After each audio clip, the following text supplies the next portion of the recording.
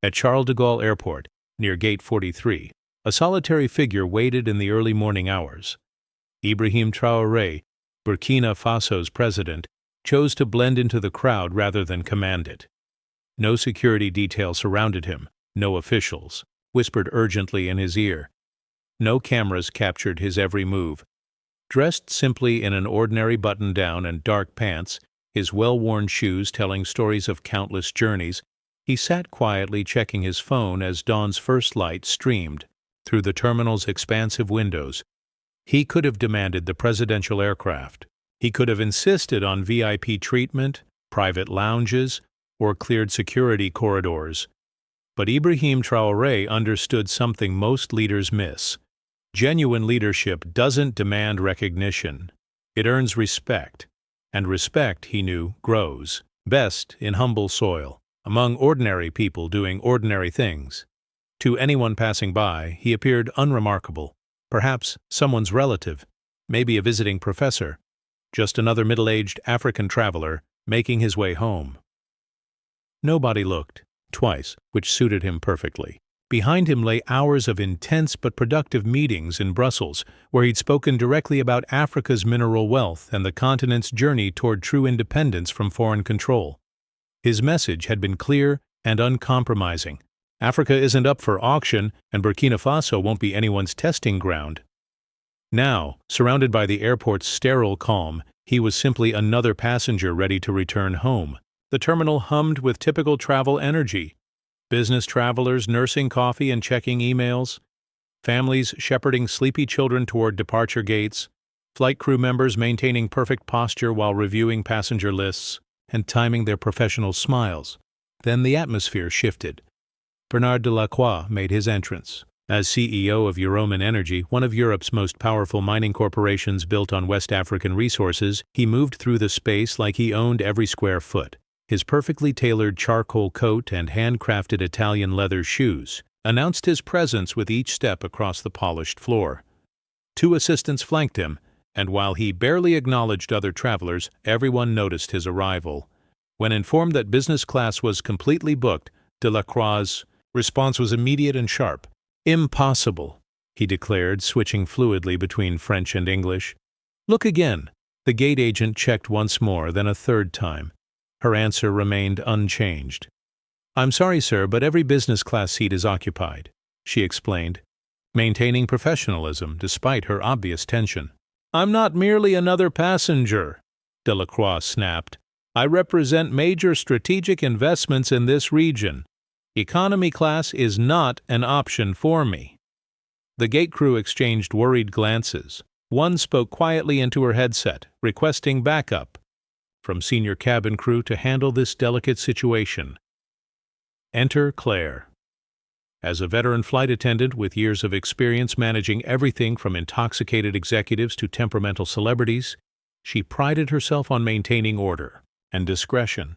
Stepping aboard Flight 722, her trained eyes swept the business class cabin, polished, professional, calculating. Then she stopped. Seat 2A held a man, black, traveling alone, absorbed in his phone, dressed plainly without any luxury accessories or status symbols.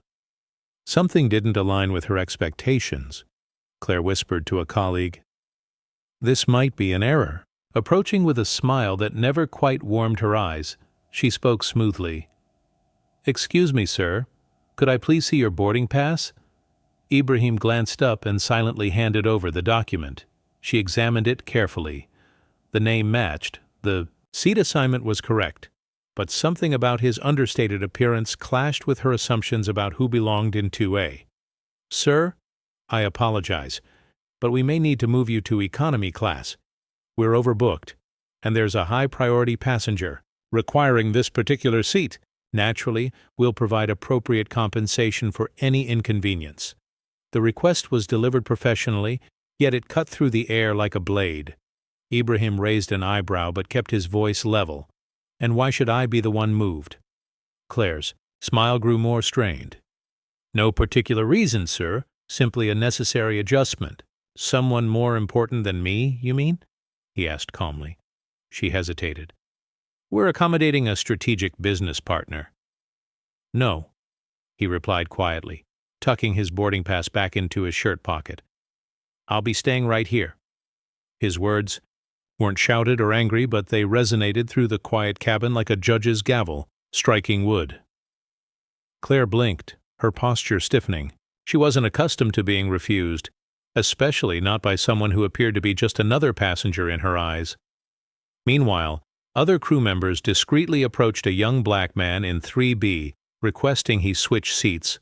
Then another passenger, in 4A. A clear pattern emerged. Only black passengers were being asked to relocate. Ibrahim noticed this, as did several other travelers, including someone who had been observing everything unfold from a few rows back. Vin Diesel, the Hollywood actor famous for action films and family loyalty, was trying to enjoy the anonymity that international travel sometimes offers. But watching this systematic targeting, his jaw clenched. He had encountered President Traoré once before, briefly at a UN youth conference. What had impressed him wasn't the title or position, it was the man's quiet strength, his thoughtful eyes, a presence that didn't demand attention but commanded it nonetheless. Now that same man was being politely but systematically erased from his rightful place.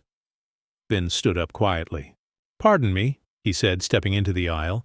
"Is there some kind of problem here?" Claire turned around. "Sir, please return to your seat." He shook his head slowly. "That gentleman you're trying to displace, that's Ibrahim Traoré. He's the President of Burkina Faso. I've had the honor of meeting him, and I believe you've made a serious error."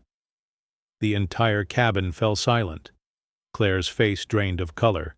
Whispers began spreading through the rows like wildfire in dry grass. "Did he say president?"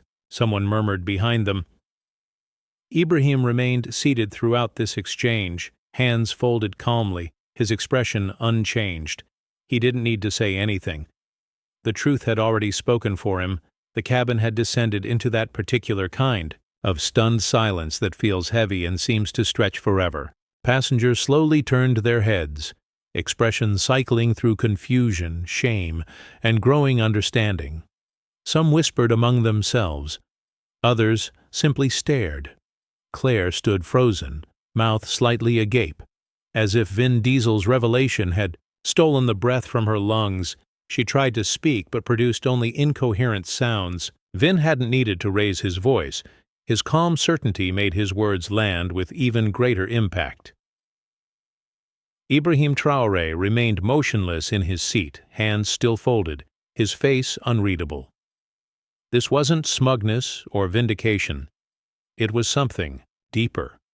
The stillness that comes from years of patience, from walking through countless rooms where people judged his skin before considering his mind. The uncomfortable moment stretched on. Claire finally cleared her throat and forced out a brittle smile. "Sir, I had no idea. We weren't informed." She stopped herself, realizing too late how that would sound. Ibrahim looked at her briefly, his eyes holding no anger, only crystal clear understanding. "You didn't need advance notice," he said softly. "You only needed to treat me as a human being." His words weren't loud, but in that hushed cabin, they rang like a church bell, the kind that tolls when something profound has been spoken. Claire turned abruptly and headed toward the galley, her shoulders rigid with tension. Several rows behind them, Bernard Delacroix finally boarded the aircraft. He looked confused at first, then annoyed. "What's causing this delay?" he asked in French, brushing past a flight attendant. "Has my seat been prepared?" Claire intercepted, him halfway down the aisle, whispering something quickly in his ear. Delacroix looked past her toward seat 2A, his eyes narrowing as he spotted Traoré. Then he scoffed dismissively. "This is ridiculous," he muttered. "We can't conduct international relations this way. There are established priorities." Vin Diesel stepped forward again, positioning himself in the aisle. "You're absolutely right," he said. "There are priorities, and human dignity tops that list." Delacroix looked him up and down, clearly recognizing the actor now, but said nothing. The expression in his eyes revealed wounded pride, the kind that comes from suddenly realizing the world no longer revolves around you. The remainder of the flight passed in awkward tension. The crew performed their duties with forced professionalism. Claire avoided Traoré's section entirely, never offering an apology, serving only a glass of water without making eye contact. Delacroix sulked in his assigned seat at the rear of business class, visibly uncomfortable, occasionally grumbling to his assistant in sharp-clipped phrases. Traoré spoke no further words. He read briefly, then gazed out the window, his fingers gently drumming the armrest in rhythm with his private thoughts. Vin returned to his seat and once caught Ibrahim's eye. No nods or smiles were exchanged, but a look of mutual recognition passed between them, an unspoken acknowledgement that something significant had just unfolded through simple truth rather than force. As the aircraft approached West African airspace, the mood began shifting again. Beyond the windows, clouds parted to reveal red earth and golden fields, stretching toward the horizon. Passengers began stirring, stretching, adjusting their tray tables, preparing themselves for landing. The pilot announced their descent into Ouagadougou, initiating the usual pre-landing procedures. But something felt different. Several passengers glanced back toward Seat 2A with cautious curiosity. Others watched the flight attendants more attentively now, sensing this wasn't just another routine flight. Then came the first murmur. Someone seated by a window muttered, "Are those military vehicles?" Another passenger leaned over, peering out. "Those look like armed guards to me." Whispers began circulating again, but this time confusion had transformed into awe. On the tarmac below, an impressive convoy had assembled. Black SUVs, soldiers in ceremonial dress uniforms, government ministers standing at rigid attention. In the sweltering midday heat, Delacroix straightened his suit jacket, clearly assuming the reception was for him. He chuckled quietly. "Finally," he whispered to Claire, "they've arranged the appropriate welcome." She gave him a tight, nervous smile, but her eyes kept darting toward Seat 2A. The aircraft touched down with a gentle bump and rolled to a stop. The engines wound down to silence. Before the seatbelt sign even dimmed, the cabin doors opened and a tall officer wearing a black beret stepped aboard. His boots struck the floor with deliberate authority as he walked slowly down the aisle, scanning each face until he reached row 2A. He stopped, stood at attention, then raised his hand in a crisp military salute. "Mr. President," he said firmly, "welcome home." The silence in the cabin was absolute. Claire froze, her face going pale. Delacroix's eyes widened in shock. Several passengers audibly gasped. Others sat with mouths open, caught between embarrassment and amazement. Ibrahim Traoré rose calmly, his expression as composed as it had been at the gate hours earlier. He acknowledged the officer with a nod, then turned briefly toward Delacroix and Claire. "I hope," he said evenly, "that you've gained some wisdom today."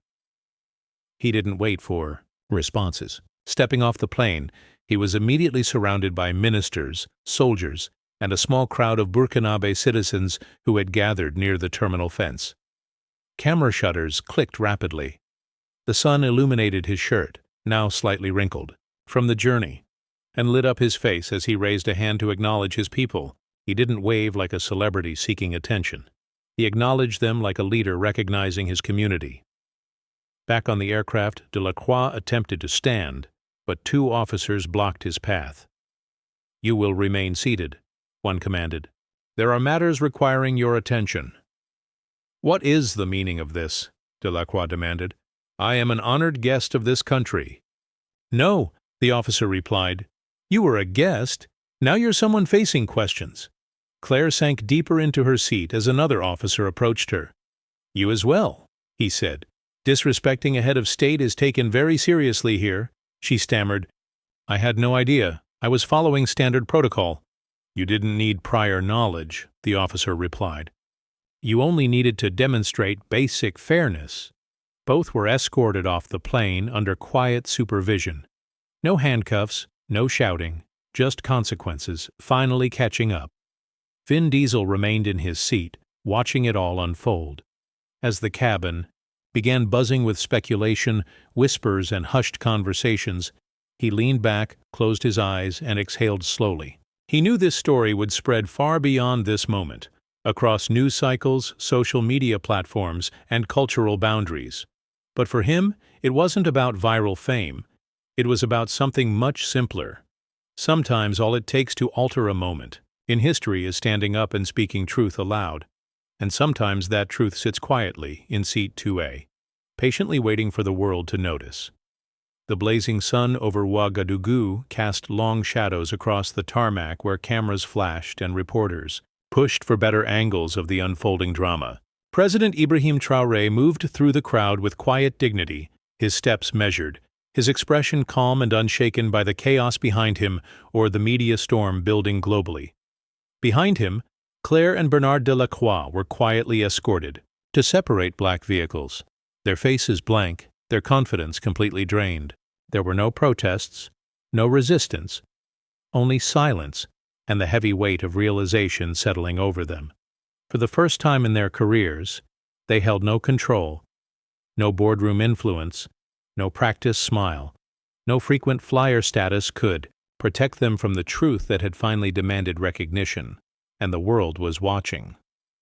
Inside the government terminal, Traoré held a brief press conference surrounded by ministers and advisors. His voice, steady yet powerful, carried across microphones and broadcast feeds. He didn't gloat or speak with bitterness. Respect, he said deliberately, isn't something you distribute selectively. In Burkina Faso, we don't judge a person's value by their clothing's price tag, their skin color, or their accent. We don't bow to colonial ghosts. Here we bow only to human dignity. The statement resonated far beyond the press room, rippling across the continent. Within hours, media outlets worldwide picked up the footage. Social media exploded. Respect Africa and Stand with Traoré trended in dozens of countries. People shared clips of Vin Diesel rising to defend the quiet man in seat 2A. Others posted side-by-side images of Claire smiling at the powerful CEO, then being led away with her smile erased by truth. The public demanded answers. Air France scrambled to release a statement calling the incident regrettable and promising an internal investigation.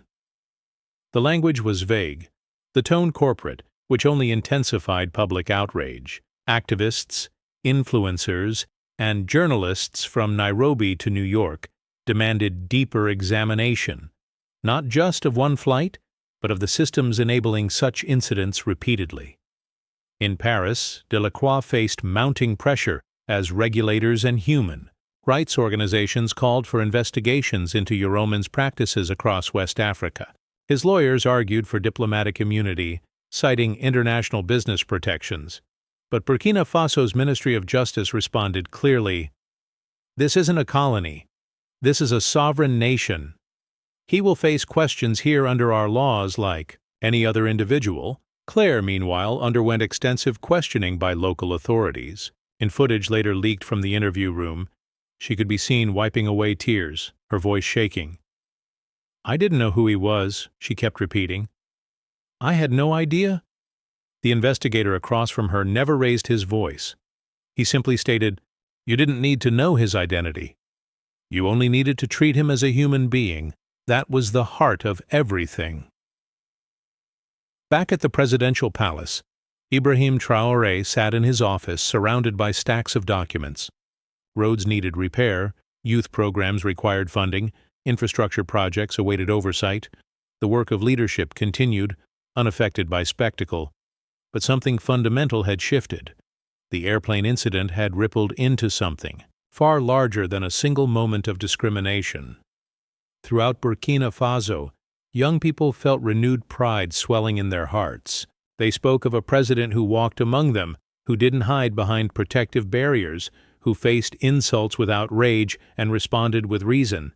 In classrooms, children reenacted the moment Vin Diesel stood up, their voices strong, their eyes bright with inspiration. In markets and cafes, elders nodded knowingly, remembering times when dignity had no microphone, when men like Traoré were told to remain silent. Vin Diesel, still in the country for his charitable work, gave an interview with local television. Sitting under a shade tree beside a group of schoolchildren, He spoke thoughtfully. "I didn't do anything heroic," he said. "I simply recognized someone I respect and couldn't stay quiet while others tried to erase him with professional courtesy. I've been in rooms where people judged me by my tattoos, my voice, my background, but I've learned that when you witness something wrong, you speak up, even when it's uncomfortable, especially then."